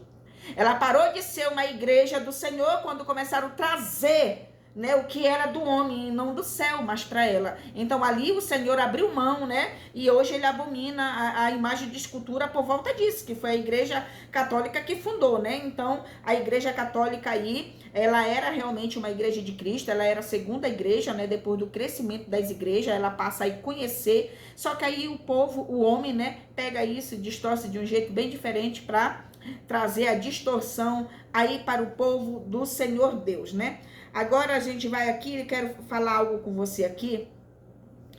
Vamos para o diálogo, né, irmãos? Eu quero aqui entrar num diálogo com você da lei e da graça. O que é um diálogo da lei e da graça? O que é diálogo, irmã? Quando duas pessoas estão conversando. Então, que a lei e a graça vão estar conversando, né? Um exemplo, tá bom? Deixa eu ler para você aqui. Olha só o que é esse diálogo entre a lei e a graça, né? Um diálogo entre a lei e a graça representa a relação entre a relação da vontade de Deus, a lei, e a bondade em favor imerecido de Deus, a graça. Olha só, isso aqui é interessante, olha aí, ó. A graça representa a relação entre revelação da vontade de Deus, né? A lei é a bondade e o favor imerecido pela graça. A lei aponta o pecado e as suas consequências, como eu já foi dito, né? Enquanto a graça oferece o perdão e capacita o crente a viver uma vida santa, tornando a obediência em um resultado de relacionamento com Deus. Interessante, né, irmãos? Aí a função da lei, né, a qual eu também já falei, a natureza da lei eu também já falei, a relação com a obra de Cristo, a lei aponta para a necessidade de um Salvador, também já falei, né? Agora eu quero te dar aqui os exemplos, né, a função e os exemplos. Deixa eu só finalizar com você. Aqui, ó, qual é a função, né? Exemplo, o escribas e fariseu foca na coordenação e no julgamento. Oferece perdão dos pecados, a salvação capacitando, a graça oferece a graça é a função que oferece o perdão dos pecados e a salvação, capacitando o crente a viver de acordo com a vontade de Deus. Você entendeu? A graça, ela te dá e me dá a oportunidade de vivermos conforme a vontade de Deus. Mas ela só me dá essa oportunidade para que eu viva a vontade de Deus quando eu vivo o que a graça representa. Não é só dizer que eu vivo na graça. Não é só dizer que eu sou a igreja de Cristo. Eu preciso viver o que a graça representa. Porque se eu não viver o que a graça representa, não tem condições, irmãos. Natureza é um favor merecido de Deus, um dom gratuito que não é baseado nas obras em relação à lei. Não anula a lei, mas cumpre por meio de Cristo, que fez o que não podemos fazer. A verdadeira graça capacita a viver uma vida santa, não dando permissão para pecar. É tremendo. Então, a graça, ela não me dá e nem te dá permissão para pecar. A graça, ela não nos dá permissão para fazermos o que queremos ou para irmos aonde queremos. A graça, ela tem o poder de trazer a regeneração, de trazer a mudança, de trazer a transformação e tem o poder de salvação na minha e na tua vida. Mas esse poder, irmão, de salvação, esse poder que foi dado por Cristo, por causa da cruz, que Cristo foi para a cruz. Aí olha o que é a graça aqui, olha aqui o diálogo aqui. Deixa eu finalizar para você, antes de eu falar, deixa eu finalizar aqui para você. A lei dizendo, eu sou norma perfeita, mostro todos o padrão que devem seguir, mas vejo que ninguém consegue alcançar. Vou ler de novo para você entender. Isso aqui é a lei falando para a graça, é um diálogo, ó. A lei, eu sou a norma perfeita, mostro a todos o padrão que devem seguir, mas vejo que ninguém consegue alcançar. Aí olha o que a graça vai responder. Eu sou o presente, que faz o que a lei não consegue. Eu dou o perdão e forço. Eu dou perdão e forço para você viver de acordo com a lei, porque meu amor é um favor imerecido, não um prêmio. É tremendo, ó. Eu vou ler de novo, gente. Isso aqui é extraordinário. Olha aqui, ó. Isso aqui é a graça respondendo à lei, ó. Eu sou o presente. Faço o que a lei não consegue. Eu dou o perdão. A força para você viver de acordo com a lei. Porque meu amor é um favor imerecido, não um prêmio. Eita, Jesus é tremendo. Jesus, ele é maravilhoso. A graça, o amor, a graça que é o amor que é Cristo. Irmão, é um amor imerecido. A graça nós não merecíamos, ela é, para nós era imerecidos nós ter a graça, nós receber a graça. Ela não é um prêmio para nós não merecíamos a graça, nós não merecíamos que Jesus morresse, nós não merecíamos que o Senhor nos desse esta oportunidade por causa do pecado, por causa da cobiça do coração, por causa das coisas má que nós praticamos, né? Toda vez assim, a gente enche o peito e diz assim, o meu Jesus me amou primeiro, Jesus me ama, Jesus é meu advogado, Jesus vai me livrar de tudo, Jesus ele vai fazer tudo por mim. Irmão, nós não somos nem merecedores do amor dele. Como é que nós vamos ser merecedor de tudo ele fazer para nós? Sabe? Então a gente precisa aplicar a graça nas nossas vidas. Sabe? Olha que tremendo, olha o que é aqui, que a lei, se eu sou a norma perfeita, mostro todos o perdão, quem deve seguir, mas vejo que ninguém consegue. Aí a graça entra e diz assim, eu sou o presente que faz o que a lei não consegue, eu dou o perdão e faço você, e dou perdão e a força para você viver de acordo com a lei, porque o meu amor, meu amor é um favor imerecido, não prêmio. Ei, deixa eu te dizer uma coisa, o amor de Deus, ele está dizendo que é um favor imerecido, nós não merecíamos o amor dele, é imerecido, mas por amar o mundo, por amar a humanidade, a misericórdia dele está sobre a nossa vida. Então precisamos dar valor na graça, precisamos viver a graça como ela deve ser vivida, precisamos ser igreja primitiva, precisamos ser igreja de verdade, irmãos, aqui ó, aí dá continuidade, aí a lei diz assim ó, a lei, eu aponto o pecado, é a maldição que ele traz, a lei, eu aponto o pecado e a maldição que ele traz, a graça responde, eu ofereço a cura e a vida nova, livrando do jugo do pecado e da maldição. Olha como Jesus é maravilhoso. É por isso que nós temos que obedecer a Jesus sem interesse. É por isso que a gente tem que andar em obediência com Cristo, sem ter o interesse da salvação. Eu vou obedecer porque eu quero ser salvo. Eu vou obedecer porque eu tenho medo da mão de Deus. Eu vou obedecer porque se eu não obedecer, minha casa vai perecer, meus filhos vão perecer. Eu vou obedecer porque se eu não obedecer, vai chegar tal coisa, a morte vai na minha casa. Não, quando a gente obedece por esse ângulo, a gente está obedecendo por medo, a gente está obedecendo por uma obrigação, a gente está obedecendo porque a gente acha que nós estamos fazendo um favor de obedecer a Cristo, e não é. A lei, a graça, ela está para dizendo aqui, ó, aí a graça, se eu ofereço a cura e a vida nova, livrando do jugo do pecado e da maldição, é o que Jesus nos oferece. Ele oferece isso, é por isso que nós temos que andar linha a linha com a graça. É por isso que a gente tem que ser crente. É por isso que a gente tem que ser crente fugindo do pecado, crente fugindo das ostentações que não agrada a Deus, fugindo da vaidade que não agrada a Deus, fugindo da mentira, porque tem crente que gosta de contar uma mentirinha, só uma mentirinha, não vai fazer efeito nenhum, e essa mentirinha ela vai afundando, quando a pessoa se percebe, ela já se perdeu no meio do caminho, né? Aí, né, a graça diz que livra do jugo do pecado, da maldição. Aí a lei diz assim, ó, eu mostro quem você não pode ser. Eu mostro quem você não pode ser, a lei. Por que ela mostra quem nós não pode ser?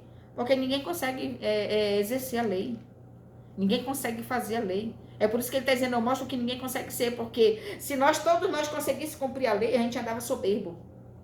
Eu cumpro a lei. Você já viu que a pessoa, eu já li a Bíblia 3 vezes. Aí outro diz, na minha casa eu tenho uma biblioteca só de Bíblia. Então a gente se enche demais, né? Por isso que a lei diz, eu mostro quem você não pode ser. Mas a graça te diz assim, ó, eu me torno o poder para você se tornar o que Deus sempre quis que você fosse. Olha isso aqui, ó, eu mostro quem você não pode ser. A graça está mostrando que nós não pode ser, a graça está mostrando que, a lei, perdão, está mostrando que nós não tem capacidade. Mas a graça também não está dando mérito para nós. Olha o que ela diz para nós, ó. Eu me torno o poder para você. Jesus se torna o poder para nós. Ele tem o poder. E se nós vivemos a graça, o poder vai estar em nós. Para você se tornar o que Deus sempre quis que você fosse. Então, aqui o que o Senhor está dizendo para nós nesse estudo é que nós nunca vamos nos tornar em quem nós queremos ser. Nós vamos nos tornar naquilo que Deus sempre quis que nós fôssemos. Adoradores, pessoas fiéis, pessoas leais, pessoas que sabem se colocar na posição certa, pessoas que não vivem mais, né, como o fariseu, porque os fariseus viviam uma lei tão rígida, eles não cumpriam toda a lei. Eles cumpriam a lei, mas não era por completa, porque eles julgavam. Então a lei, ele cumpria assim: se eu cumpro a lei, mas eu te condeno.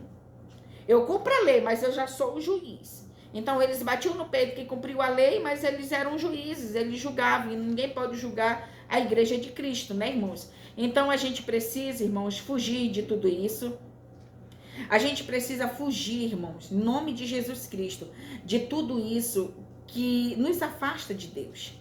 A gente precisa sair disso, a gente precisa sair dessa vida, sabe, dessa vida mundana que nos afasta do Senhor, dessa vida que não nos traz, né, é um bom convívio, né, e eu convido a você, dá uma passadinha, irmãos, lá em Deuteronômio, capítulo 20, né, 20, né, o Deuteronômio, capítulo 20, que é os 10 mandamentos, né, cadê, é aqui? É o 5.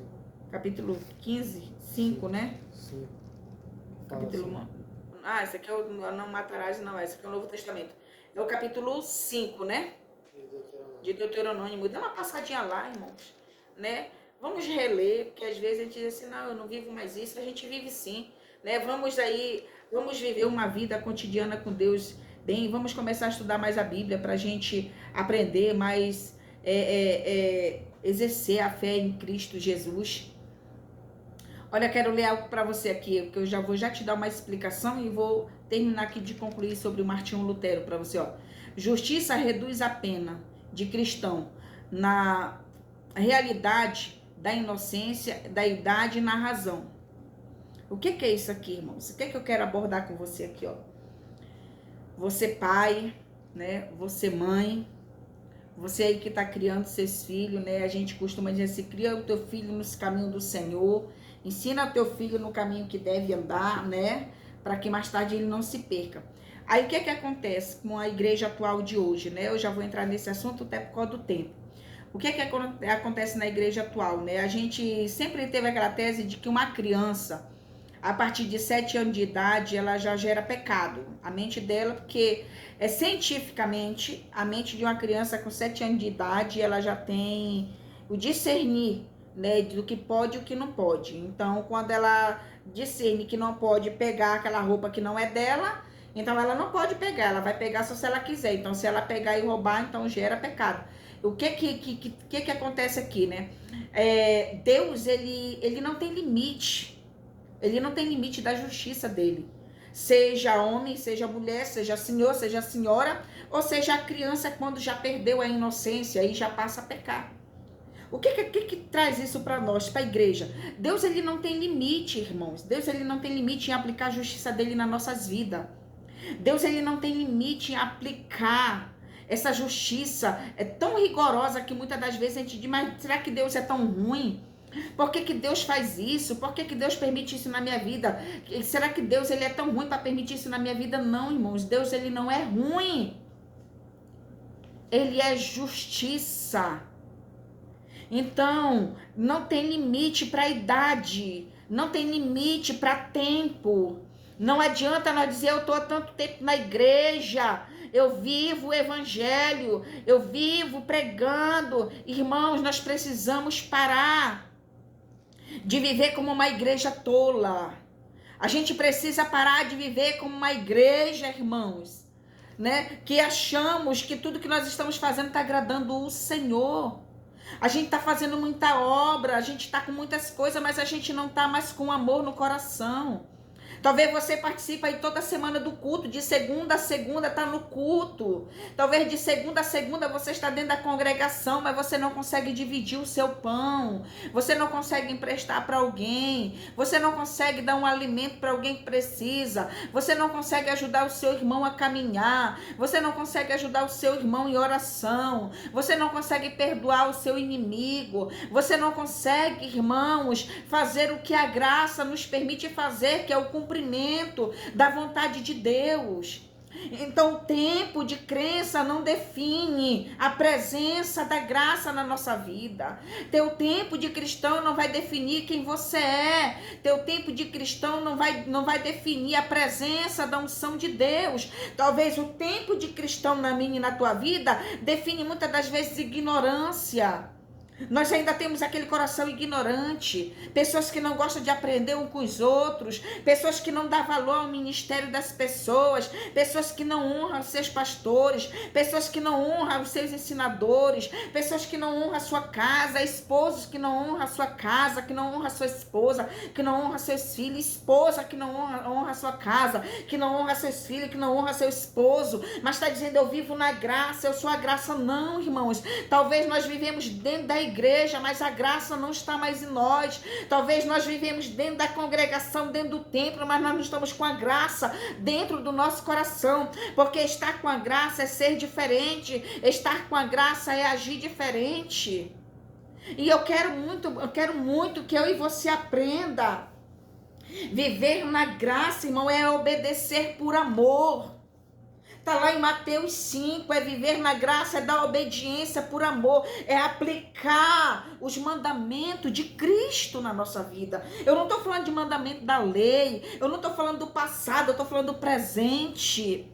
Eu estou falando de Jesus de Nazaré, é aplicar os mandamentos do Senhor Jesus dentro do nosso coração, para que a gente venha viver uma vida, irmãos, de mais tranquilidade. Sabe por que muitos estão vivendo uma vida de turbulência? Sabe por que muitos estão vivendo uma vida de desastre? Uma vida, irmãos, que o mal está entrando na casa, o mal está consumindo a família, o mal está entrando, porque ele está vivendo na casa, mas ele não está com a graça dentro dele.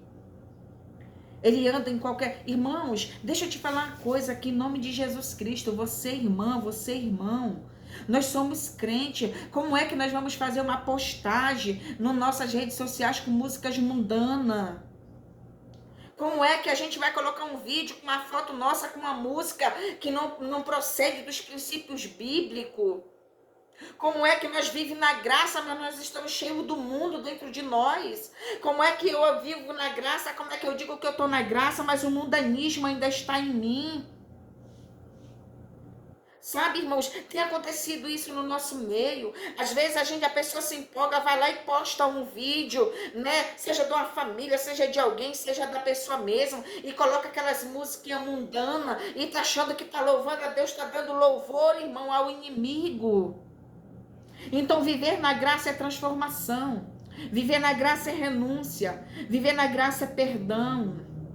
Viver na graça é reconciliação. Te reconcilia com o teu próximo. Te reconcilia com o teu irmão. Viver na graça é fugir das fofocas alheias.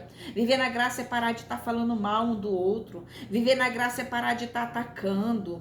Viver a graça de Cristo, irmão, é fugir do pecado. É fugir do adultério. É fugir da cobiça. É fugir, irmão, da calúnia, da difamação. Quantas das vezes que nós não vigiamos, acabamos difamando o nosso próximo. Estamos vendo alguém falar mal e a gente vai lá e cumprimenta e acaba falando mal também. Isso não é a graça, irmãos. Isso não é Jesus. Nós não vamos representar Jesus dessa forma. Nós vamos estar na igreja, nós vamos estar usando o microfone da congregação, nós vamos estar usando o altar da igreja, nós vamos estar sentando no banco da igreja, nós vamos ser participantes do trabalho da igreja, mas nós estamos correndo o risco de não ser participante, irmão, daquilo que a graça tem para nos entregar no final de tudo isso, que se chama o reino de Deus, a glória, o céu. Então a gente precisa separar. Precisamos estudar mais a Bíblia, precisamos conhecer mais quem é Jesus. Quando nós conhecemos Jesus, nós passamos a ter intimidade com Ele. Como é que você vai ter intimidade com alguém que você não conhece? Como é que você vai ter intimidade com alguém que você só ouviu falar daquela pessoa? Vou dar um exemplo aqui, como é que nós vamos ter intimidade? Como é que nós vamos ter intimidade com um cantor famoso que nós não conhecemos? Nós só conhecemos ele das redes sociais. Nós só sabemos que ele é um cantor famoso, mas eu não tenho intimidade com ele porque eu não conheço ele. Ele não senta na minha mesa, ele não toma café comigo, ele não me visita, eu não visito ele. Então, a graça é isso, irmão. Viver na graça, irmão, é intimidade. É viver uma vida mais de oração. Irmãos, e outro detalhe que eu quero aplicar aqui para vocês. Viver uma vida de oração, viver uma vida de jejum, viver uma vida de reino, viver uma vida de evangelho, viver uma vida de graça, irmão. Não é viver como fariseu. Não é achar que já é melhor que todo mundo. Não é achar que é mais crente que todo mundo. Não é botar sua fé na roupa. Não é botar sua fé nos objetos mestiços. Porque tem crente, irmão, que ele não. Eu sou de Jesus, mas se essa roupa bem aqui não tiver desse tamanho bem aqui no meu corpo, eu não vou pro céu, eu vou pro inferno. Temos que parar com isso. Irmãos, quem mais falou de inferno foi Jesus. E a gente não vê Jesus com esse tipo de aplicação sem sentido. A mulher de Deus anda moderadamente, a mulher de Deus sabe como se vestir, o homem de Deus tem que saber como se vestir, a mulher de Deus tem que saber o que fala. O homem de Deus tem que saber o que fala. Como é que de noite nós estamos no culto? Como é que de noite a gente está falando algo que louva a Deus, mas quando chega no outro dia a gente já está falando algo que louva o diabo? Como é que de noite tu está na igreja cantando, tu está num cartaz, nós estamos dizendo que estamos servindo o Senhor, mas no outro dia nós estamos nas rodas das panelinhas, no outro dia nós estamos falando mal do nosso pastor, no outro dia nós estamos falando mal da irmã, no outro dia a gente está zombando de alguém, no outro dia a gente está com raiva de alguém, no outro dia nós estamos discutindo lá no grupo, no outro dia a gente está difamando nosso irmão. Isso é a graça? Isso é a graça? A graça é algo muito mais pesado. A graça é algo muito mais fixo. A graça é algo que nos alimenta com muita mais profundidade. Precisamos nos aprofundar na graça. E como é, pastora, que eu me aprofundo na graça? É estudando, é orando, é jejuando, é vigiando, é tendo cautela, é me policiando. É tentando colocar na minha vida uma vida de perfeição, não para o mundo, mas para com Deus. Uma vida de perfeição na doutrina, uma vida de perfeição no propósito de Deus. O que está acontecendo com nós? Como é que você está vivendo essa graça? Se aqui no capítulo 5 de Mateus, que o estudo hoje foi em cima de Mateus 5, como é que você está? Você está vivendo como? Olha o que Mateus está dizendo aqui, olha o que Jesus está dizendo em Mateus. Mateus ainda capítulo 5, verso 2, diz assim, ó. E abrindo a boca ensinava dizendo, bem-aventurados os pobres de espírito, porque deles é o reino dos céus. Isso é mandamento, isso é o que? Graça. Bem-aventurado o pobre de espírito, porque dele é o reino de Deus. Tem gente que tem um espírito, irmão, de luxúria. Tem gente que tem um espírito de riqueza, uma riqueza que ultrapassa os limites. Tem gente que tem um espírito ruim. O nosso espírito precisa ser humilde para herdarmos o reino de Deus. Vamos nos alertar, bem-aventurados que choram, porque eles serão consolados. Muitas das vezes você está murmurando, porque só é choro, só é problema. Muitas das vezes você está até reclamando, você está querendo colocar Deus na parede, porque você só chora, porque a sua casa é só problema, porque só luta, só prova. Chora, porque você será consolado. Você é um bem-aventurado, é uma bem-aventurada. Que tipo de servos somos nós que vivemos mais murmurando do que adorando? Então, olha o que diz aqui, ó, nos princípios, né, do mandamento de Cristo, da plenitude de Cristo na nossa vida, aqui, ó. Bem-aventurados mansos, porque eles herdarão a terra. Nós somos mansos, irmãos, muitas vezes estamos deixando, irmãos, né, estamos deixando a velha criatura reinar em nós, estamos deixando velhos comportamentos dentro de nós, vivendo um comportamento bizarro e achando que está toda noite no culto, achando que anda com a Bíblia embaixo do braço, achando que é uma missionária, que é uma pastora, que é um pastor, um missionário, que é um obreiro, e porque eu tenho 20 anos, porque eu tenho 30 anos, porque eu já conheço, eu não preciso mais que ninguém me ensine. E isso daí, irmãos, primeiro que não tem humildade no coração, e segundo, irmãos, que não tem mansidão no coração. Tudo, irmãos, o propósito é aqui dentro, é do coração, aleluia.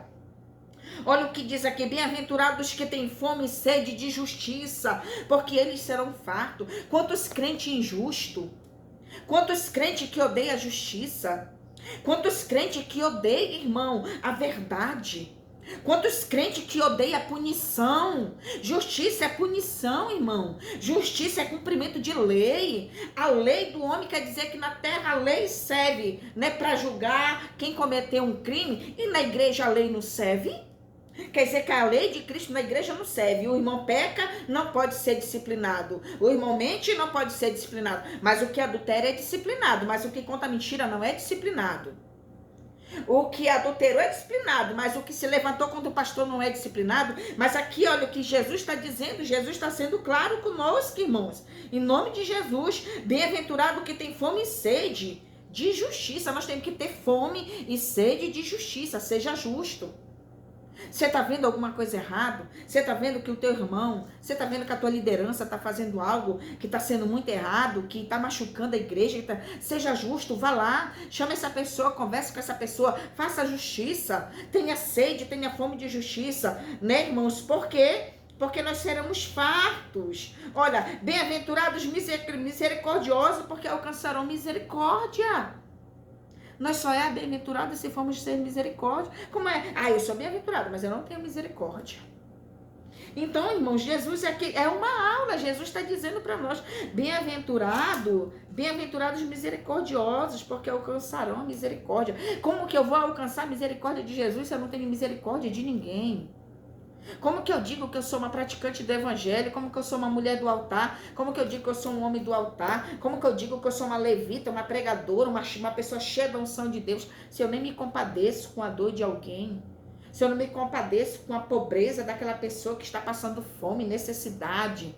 Como é que eu não me compadeço com o que está acontecendo com a vida do meu vizinho, que não vai bem? É misericordiosos, porque eles alcançarão a misericórdia. Então eu só alcanço a misericórdia quando eu sou misericordioso. Seja misericordioso.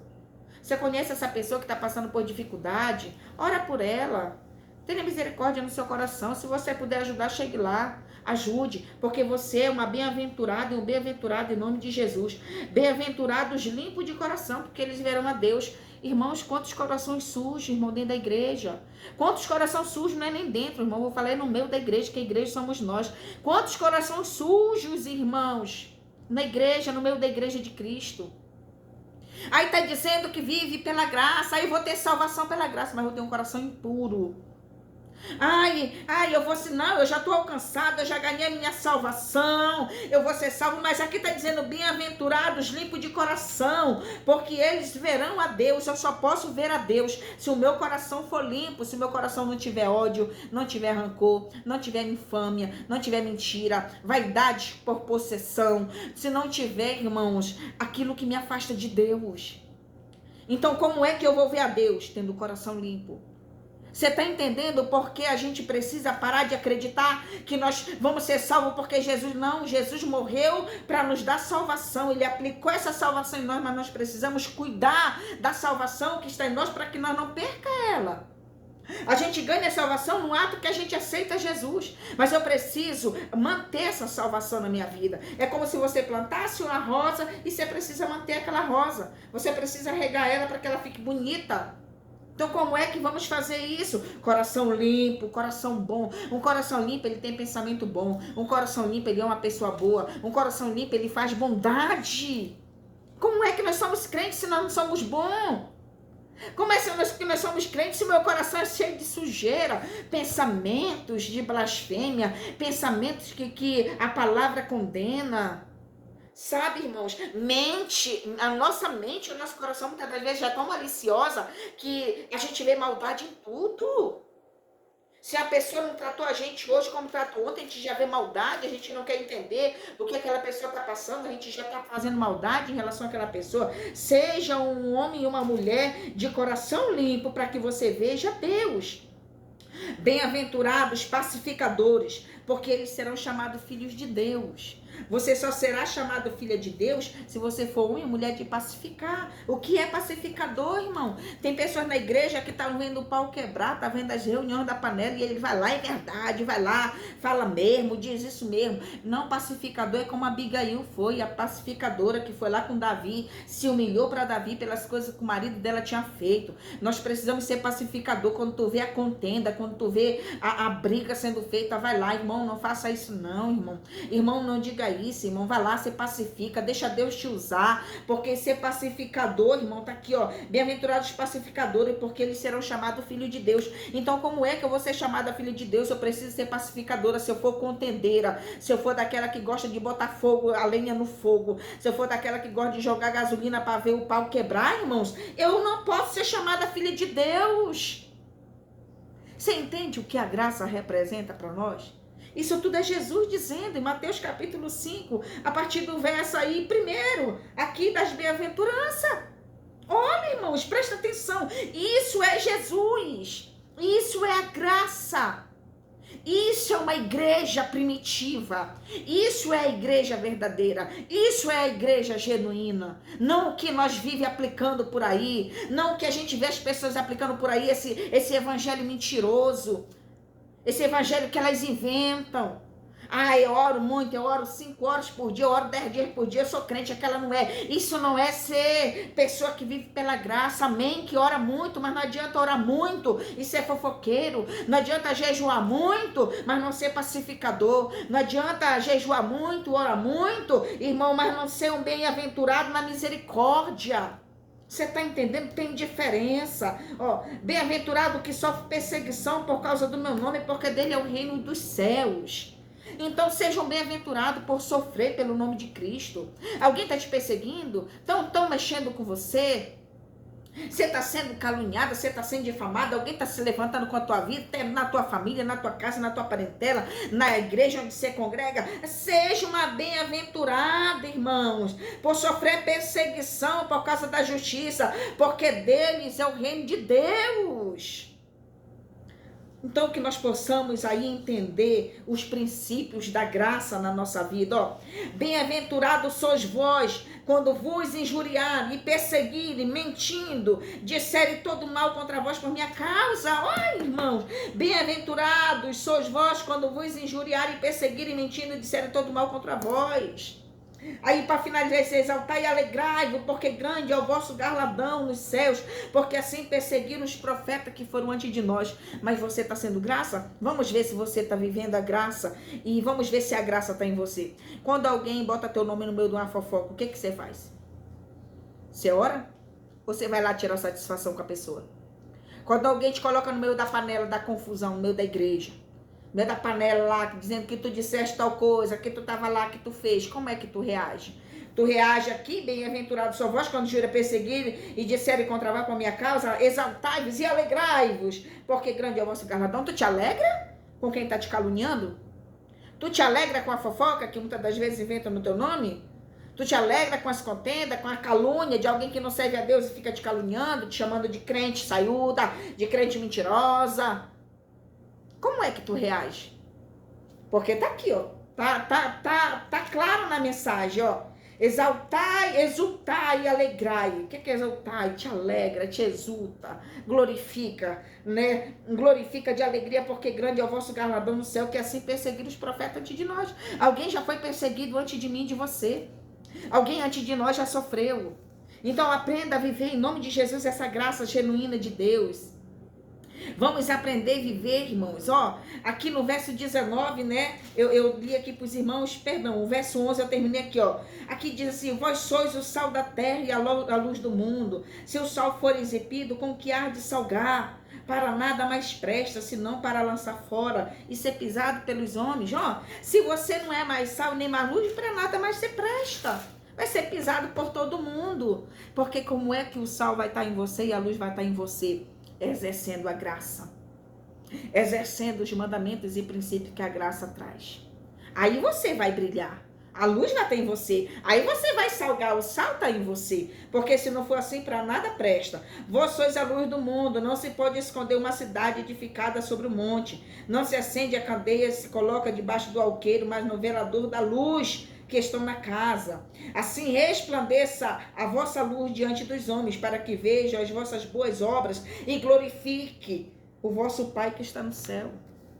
Ai, irmão, é tremendo. Jesus, ele é tão maravilhoso. Nosso Deus, ele é tão tremendo. Então, a gente precisa entender isso, né, irmãos? Aí a continuidade diz assim: em verdade vos digo que até o céu e a terra passam, nem um jota, nem um tio, ou me tirar da minha lei, nem que tudo seja cumprido. Qualquer, pois, que violar um desses mandamentos, assim assim ensinar os homens, será chamado menor no reino dos céus. Porém, aquele que cumprir e ensinará será chamado grande no reino de Deus. Em nome de Jesus, vamos ser crente de verdade. Vamos parar de estar julgando uns aos outros. Vamos parar de estar julgando a igreja.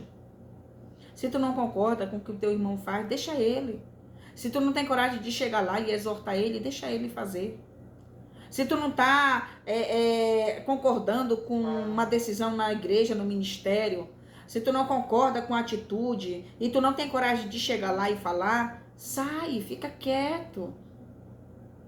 Né? A Bíblia diz que quem não come não julga o que come, e o que come não julga o que não come. E às vezes a gente está se achando santo demais. Às vezes a gente está achando que a santidade está na gente. Às vezes a gente está dentro de uma igreja, do ministério, eu não sei como é que está a sua vida, e tem muita obra, você faz muita obra, você faz muita missão, você faz muito trabalho, mas e o amor? Tem o amor? Estão te ensinando a amar? Estão te ensinando a viver essa graça verdadeira, genuína? Estão te ensinando a amar o teu próximo? Estão te ensinando a amar o outro irmão da outra congregação que não carrega a mesma doutrina que você? Estão te ensinando a amar aqueles que ainda nem são crentes? Estão te ensinando a amar aquele que pecou, aquele que caiu, aquele que fracassou? Porque às vezes a igreja está cheia de muita obra. A igreja está cheia de muito trabalho, está tão preocupada com os trabalhos, está tão preocupada com tanta coisa que está esquecendo de ensinar como nós viver. A graça é amor, irmão. Jesus, ele representa o amor. Então, se eu amo a Cristo, eu vou fazer tudo por amor. Se eu amo a Cristo, eu obedeço por amor. Se eu amo a Cristo, eu me santifico por amor. Se eu amo a Cristo, eu jejuo por amor. Se eu amo a Cristo, eu me afasto do pecado por amor. Se eu amo a Cristo, eu paro de fofocar por amor. Se eu amo a Cristo, eu paro de estar nas rodas alheias por amor. Se eu amo a Cristo, eu paro de falar mal da minha liderança, do meu irmão por amor. Se eu amo a Cristo, eu me afasto de tudo aquilo que afasta o amor de mim. Então nós precisamos andar segundo a vontade de Deus. E que Deus ele venha nos abençoar em nome de Jesus Cristo. Que Deus ele venha ser na tua vida. Que Deus ele venha ser contigo em nome de Jesus. Que Deus ele venha abrir a tua mente, né, através desse estudo, fazendo você entender o que é viver na graça e o que é viver na graça e o que é viver a graça, né? Vamos viver a graça da forma correta, irmãos, para que a gente tenha uma vida mais digna com Deus, para que a gente venha viver uma vida de mais lealdade com Deus, em nome de Jesus Cristo. A graça, irmão, ela não nos dá legalidade para pecar, né, irmãos? E a gente precisa demais entender isso.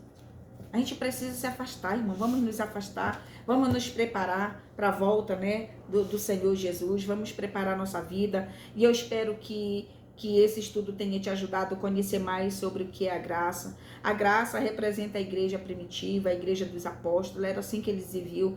Eles não viviam em contenda, eles não viviam em difamação, eles não viviam se levantando. Quando tinha algo com o outro chegar lá faziam. A igreja primitiva que vivia pela graça, aí na graça de Cristo, eles vendiam as fazendas, dividiu, né? Eles vendiam ali, via as pessoas pobres, pessoas necessitadas, ia lá e dividia. Eles dividiam o pão, eles tinham a comunhão, eles tinham parte do pão. Então a gente precisa viver isso, irmão. Né? Viver a graça é viver esse mandamento lindo de Deus.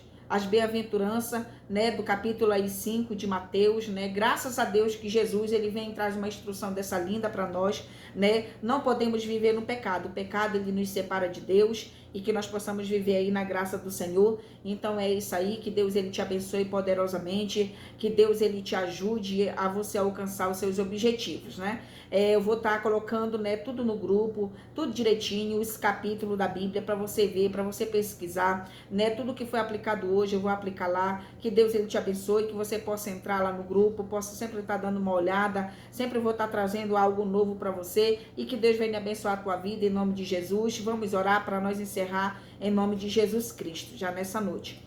Senhor Deus Todo-Poderoso, neste momento eu já te louvo e agradeço, Jesus. pela oportunidade, meu Deus, de estar aqui, Senhor, aprendendo sobre o que é graça, Senhor, o que é o Senhor, porque a graça está em Ti, meu Pai, esse amor está em Ti. Foi por isso que o Senhor enviou seu único filho, pelo tal amor que o Senhor tem pela humanidade, esse amor que exerce, Pai, todo em entendimento, meu Deus, esse amor, meu Deus, que me dá, Jesus, a oportunidade de salvação, esse amor que me dá a oportunidade de perdão, Jesus. Eu oro pela vida dos teus filhos, das tuas filhas, Senhor Deus amado, que esse estudo seja para ajudar, seja para abençoar, meu Deus, e aquilo que eu não pude falar, Jesus, que o Senhor, meu Deus, traga um entendimento no coração de cada um, mas que nós possamos viver, meu Pai, o verdadeiro evangelho, o evangelho que se iniciou, meu Deus, há mais de 3.000 anos atrás, Jesus, esse evangelho, meu Deus, que até hoje vem ganhando força, esse evangelho que até hoje vem reinando, Senhor, apesar que muitos, meu Pai, estão vivendo, meu Deus amado, a sua vida, Pai, porque o evangelho, meu Deus, ele não pode ser corrompido, o evangelho, ele não pode ser falso, ele não pode ser mentiroso,